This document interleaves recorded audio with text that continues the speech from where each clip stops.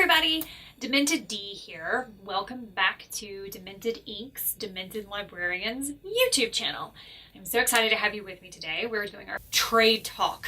Woo! Okay, wherein I very much try to stick to the talk of the trade, which is writing, and not just babble for, say, 2 hours. Don't worry, there's plenty of editing room between here and there. So I'm going to keep this super casual. I've got my Keep Calm and Love Hippos mug because I don't know if you know this, but there are few animals as majestic and wonderful as the hippo.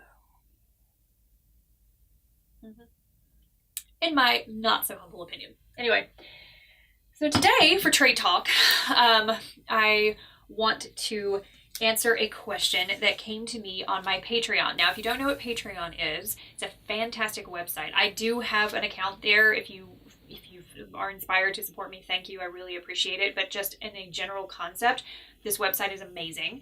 What it's doing is it's allowing artists of all walks of life, so that your vlogger, your blogger, your podcast maker, writers, author, or artists of all make, model, description, they can upload content for patrons who pay to see what they want to see. So it puts artists and creators directly in touch with their audience. It cuts out a lot of the middleman, and it allows artists to be paid for their work pretty much directly. This particular question today on Trade Talk that I want to talk to came to me from my Patreon, and they ask, what inspires you to write and what was the beginning? And I am not prepared for this video. It's really off the cuff and I want to keep it super casual. And again, I'm going to try very hard not to just babble at you for half an hour.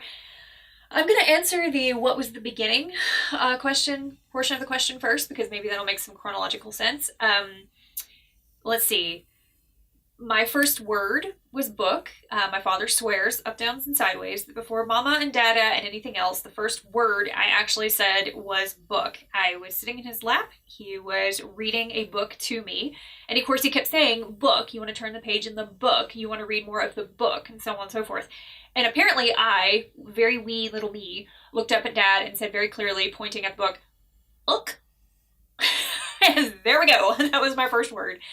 So, and also, when I was really young, my mom had to watch whenever she would take me into like a bookstore or whatever. I would just grab like any books I could at the stroller level. I would just, these are mine. I'm taking them home with me. So I've always loved books and stories. And according to my parents, I've been making up stories since I could talk, and definitely since I could write. The first, I guess, creation that I remember making was when I was very young. I could write pretty well, as in form the letters. I read very young in life. I read when I was probably about 3 or 4 years old. I remember I could read completely by the time I got to kindergarten at age 5. So we were good there. Writing was a little while later, and spelling is ongoing today. I still can't spell at all. It just doesn't make sense to my brain for some reason. You'd think I would memorize these patterns by now. But anyway, the first book I remember putting together was actually a little short story. It was illustrated in as much as I could at the time. But it was about how when you looked away from an adult, their real face showed. So you weren't seeing the real face of an adult when you were looking right at them. It was only when you looked away. Yeah, a little deep, right? For a 6-year-old? 6 or 7. I was very young. I remember that I drew it out and I wrote this little story about how people had real faces and they were monsters. I mean, they were monstrous faces. They were dark, and that sometimes you could catch them out of the corner of your eye and periphery. And I drew this little booklet and I wrote it all out and I stapled it all together and I showed it to my father first, and he said it was very good and he was very proud of me, and let's not tell Mom. So we didn't, because perhaps Mom might have curtailed, the secret watching of movies that my dad and I would do. He would often sneak in movies that were rated PG-13 and R when I was very young. And I mean, say what you will about parenting style. I've always loved horror. I've always been interested in the darker side of human nature and just the darker side of life in general. So I think that kind of came with me. I'm sure it was influenced, but suffice to say that's the first book I can remember making. But a real turning point for me, well, before I get into that, the next thing I remember was probably when I was in 3rd grade. I won a writing contest. Got to go to a local museum where they had a dinosaur exhibit, which was so cool. And I got to take like 2 or 3 of my friends. So not only was I the little badass that won the writing contest, but then I got to be the escort for my friends because I got to choose who went with me. So that was very cool. And I also won another writing contest when I was in 7th grade for the entire, I think it was a regional competition, or maybe it was I don't remember. But I remember I got $75 and that was cool. But I had to go to a dinner and wear a dress, which wasn't cool. But that happened when I was in 7th grade. But that was age 12. The real turning point for me with writing was actually at age 11.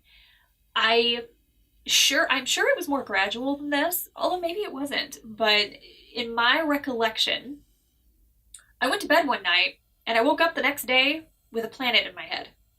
Like, it was just there, fully populated. Hey, how you doing?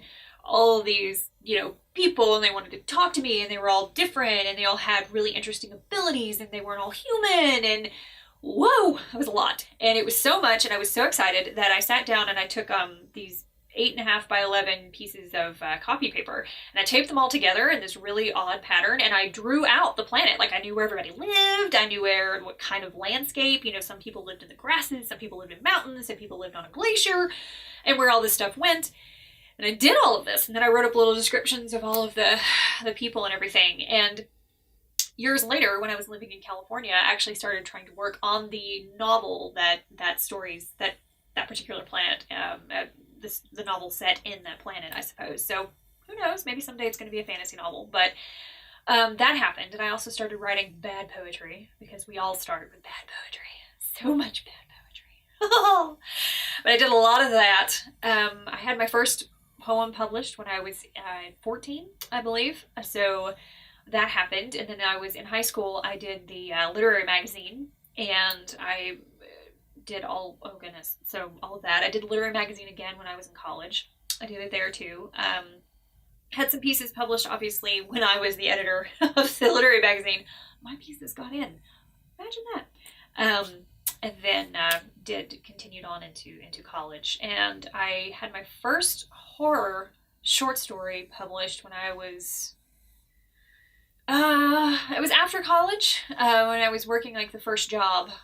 I wrote this story, and but I had been sending off stories before that, quite a few, and I actually got some really great feedback from. I wrote to Asimov's magazine of science fiction and horror, I believe. I can't remember the title of it right now, but I actually got some really excellent feedback on that. They were kind enough not only just to send it back saying, sorry kid, no, but then why. So I learned a whole lot that way. Got a lot of information on rejections for the first few years. And then I had my first horror story picked up when I had my first job in my 20s. And that story, there was one story that was published, and I did another one for that magazine, and that story went into an anthology. And about that time, right in there, I was also participating in an online writing competition, and that was very cool. It was set up on the rules of American Idol. So you had all the contestants come together, and then you all did introduction posts, and then immediately in week 1, like, the elimination started, and anybody could come on and vote there. You just had to have an account on the website, and anybody could vote. And that was really cool. I did it kind of on a lark. I had a friend who was like, oh, you'd really like this. You should probably give this a go. And so I decided to enter kind of randomly. And then I proceeded to spend the next 6 months of my life writing a short story a week. My angle in the contest at the time, nobody was really doing fiction. Everybody was doing this, let me tell you about my grandmother or my cat or my child or a personal story of some make, model, or description. Well, what I started doing is I wrote some pure and adulterated fiction for it that never had flown before. So in the competition, nobody had ever been able to successfully publish fiction for whatever reason. It just was not voted through. But mine, through some combination of miracles, was. And then when I started doing, my angle kind of changed to where I would write pieces, and you didn't know how much of it was fiction and how much of it was real. And so people were trying to guess, and so that was really interesting. So that carried me all the way till to the semifinals, I guess, or I guess really no, the finals, because I was in the top two. I came in second place ultimately, but out of that came my first short story collection book deal. So that was pretty awesome. And so that collection came out, and there we go. And actually, interestingly, the short stories that were in that collection are now, the rights have come back to me. And so on my Patreon page, I am posting some of those. Some of them are from patrons, some of them are going to be free to read. And so I'm actually using some of those in there. Now they're updated because, as every person who's ever done anything creative will feel me on this, you gotta, like, never read or look at your old work because you have this reaction to it. And I'm having some of that. So, and I didn't want to just have the stories be the exact same thing that was in the book. So I'm updating some of them. I'm adding things to them. I'm making, sequels and changes and edits. And I'm also releasing some of the stories that didn't make the cut into the book too. So that's very cool. And that's on the Patreon page if you're interested. So that's kind of my story, I guess, and writing. And then after that, again, somewhere in the same competition when I was doing writing, after I had finished that competition, I was so used to writing like 1 or 2 short stories a week. I mean, you had to crank them out. And I was also working full time at this time, and I had a husband and the whole thing, right? So I was busy, which prepared me for the rest of my existence because it's not slowed down. But I really wanted to keep writing somehow, but I wanted to do something kind of for fun, so I started writing fan fiction. At the time, I was very into an anime called Naruto, and so was my good friend at the time, and so I started writing Naruto fan fiction, mostly for her, actually, because she wanted to see stories with 2 particular characters, and I was happy to oblige, or at least try. And that's how the fan fiction came about. That's all on my website, dementedinc.com. That's demented-inc.com.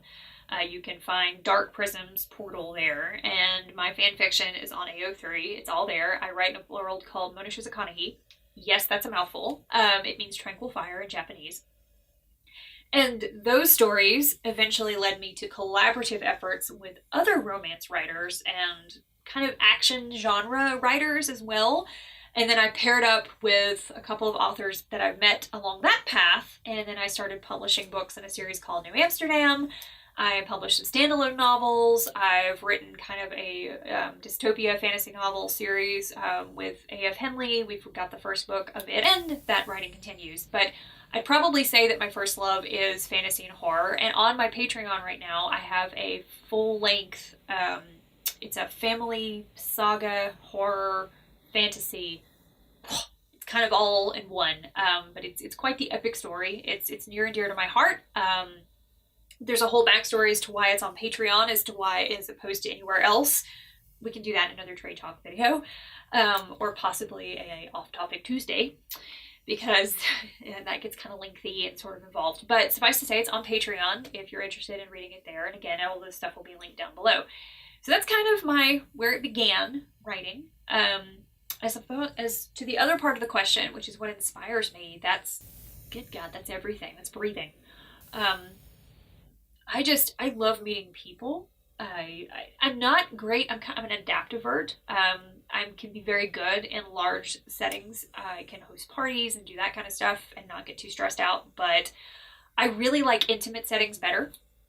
And I love meeting people one-on-one. Airports are phenomenal for this. Your seatmates and learning about who these people are. I love this because it's like breaking through what I call the elevator syndrome wall, where you're in an elevator, right? And you've got all of these people around you and you're trying to pretend like nobody else exists. I love that phenomenon, and I love kind of breaking through that wall when I can. And airplanes provide the perfect avenue for that, because you can sit there and talk to your seatmates if they're interested, not necessarily have to be. I've had some fantastic chats in airport cafes and all of that good stuff. So people are a huge inspiration. Their stories, what they've been through, what they like, what they don't like, who they are, how they've interacted with me, relationships I've had. Huge inspiration there. Also movies and stories and other books. I used to work with someone who said everything was compost. So everything you took in was just fertilizer for new ideas. And I like to say something similar. I say everything is cannon fodder because that image works for me because it's, you know, violent, which there's violence inherent in my system. But also, and it's also fiery and explosive, which kind of also jives better with me. And I love the idea of everything coming in. So your movies that you watch, the people that you know, the experiences you're getting in life, the books that you love, the books that you hate, the movies that you hate, everything like that. Music, plays, sunsets, nature, walks, experiences, travel, everything coming into you and providing cannon fodder for the next great creative project. So everything inspires me. Books, particularly. Movies, I love watching movies that make me think. I read and watch just about anything. So I like to keep the breadth there because you never know where you're going to find something that you just totally love. I do tend to err more on the side of the darker rather than the lighter. My husband teases me all the time that I love watching depressing crap and reading depressing things that make most people want to jump off cliffs. You know, to each their own, but it is what I like to do, and not jump off cliffs or read things that are depressing. I don't think they're depressing. Neither here nor there. But, so yeah, everything inspires me. I hope to always keep it that way. I also, there's a fair amount, everything you write and everything you create, there's pieces of you in it, or all of you. I mean, everything's kind of a fractal of you. And so a lot of creative projects have to do with working through stuff. You know, it's, you know, kind of writing is therapy, and you work things out by having two halves of you communicate. I actually wrote this book one time called Meet Me at the Gates. And in that book, there are these two characters. There's this woman, Heidi Silverfox. She's lovely, and she owns this new age shop in the Outer Banks. She's got lavender hair. She's very new age, spiritual, whatever, because she has a direct line into the knowledge that we absolutely continue after our experience in this life. So that's on one side. Then you have on the other side, you have Theo, and he's this intensely neurotic, highly anxious, you know, there's something missing in his life. He has no idea what it is. He's afraid. He's having trouble. He feels like he has no control. The poor guy is crashing and burning. And that's Theo, and that's on the other side. And these two cats had to get together and work out their differences. And I often say that book was me trying to bring two pieces of me together and have them like each other. Have them have a conversation and, you know, get it on. So I think books and stuff like that sometimes are therapy to work out the stuff that you're going through. So again, everything inspires, everything can inspire, which is, you know, the greatest thing about being alive. So yeah, I think that's going to do it for today's trade talk. I hope I've answered the question sufficiently. Thank you so much for asking it, Passiflora182. As for everybody else, for the love of story, thank you so much for joining me. If you're at all inspired to have a conversation about anything I have said here, please do so down in the comments below, and I will see you next time.